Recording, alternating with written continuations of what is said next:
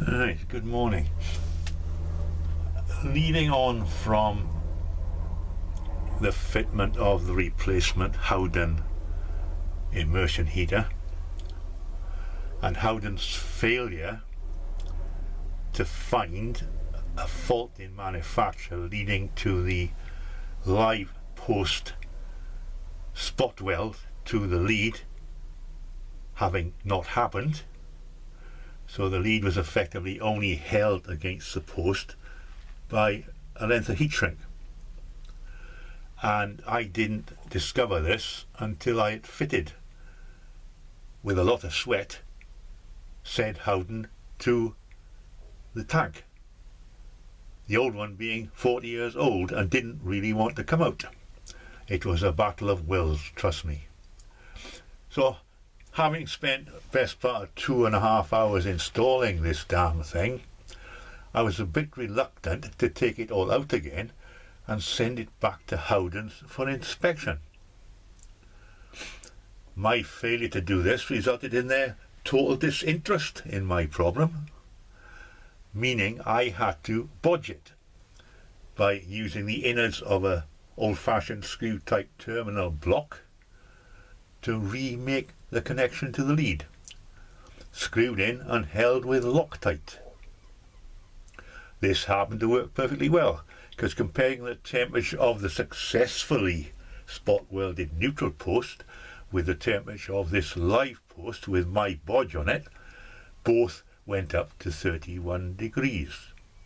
So there's no heating effect from my modification, shall we say. Now then, this is where we're going back now to the consumer unit, because I am thinking, what if my screws work loose on this modification? That means things will start arcing, and within the best part of half an hour the post will be totally destroyed, and I will have to take it all out again and spend £141 on its replacement. So, in many ways against my better judgment, this is where we come back to consumer unit, and I'm totally aware that this is powered up and it's bad practice, but the shields are still on and I only have access with this. I'm totally stupid, like sticking my hand down there to the earth, which hopefully is safe, because if your earth isn't safe, you really do have a problem. Anyway, to cut a long story short, said immersion heater was moved from the RCD side because its resistance was dropping dramatically to the non-RCD side of this split 2009 board. RCD, no RCD, right? So what it had was a bog standard 16 amp NCV, allowing the leakage to go unpunished, but it was obviously on a bad wicket because it had had it, and the insulation resistance, instead of drying out, quote, end quote, just got worse until it was passing literally 2 amp down to earth, which is totally unacceptable. That's why it got replaced. It wasn't a matter of choice. I'd already bought the spare and had it for about 7 years. It cost me about 90 quid when I bought it back then.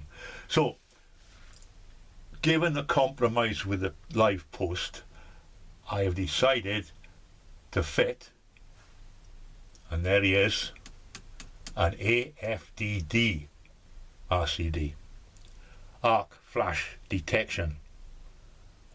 Right? Now these would normally cost me 110 quid, which is an absolute rip-off. Given that a bog standard one you'll get for about 18 quid. Bog standard RCD, that is.